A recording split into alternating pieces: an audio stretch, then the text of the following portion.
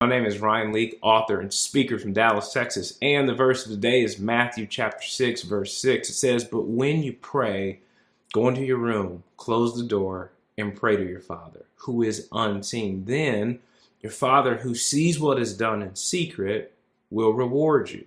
Now, I grew up in a church culture of prayer meetings. Okay, like that was the point of the whole meeting. We're going to go up to the church and we're just going to pray for hours. And then we're going to circle up towards the end of said meeting and pray for another hour while holding hands. Now, while these meetings were certainly powerful, there inevitably was always that one gal or girl who thought the purpose of the meeting was for the rest of us to hear how good they could pray. Okay, it's one thing to gather together to pray because there's power in community. It's another thing to make a show of how spiritual we are. I think in following Jesus, there is this temptation that you and I can experience where it becomes our desire to impress others with our spirituality. Sometimes I think we want the rewards of public applause from other people when God is looking to reward us privately.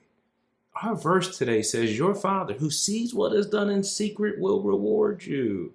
I think that's really good news for the person who's been faithful behind the scenes and feels like nobody values who they are or can see what they bring to the table.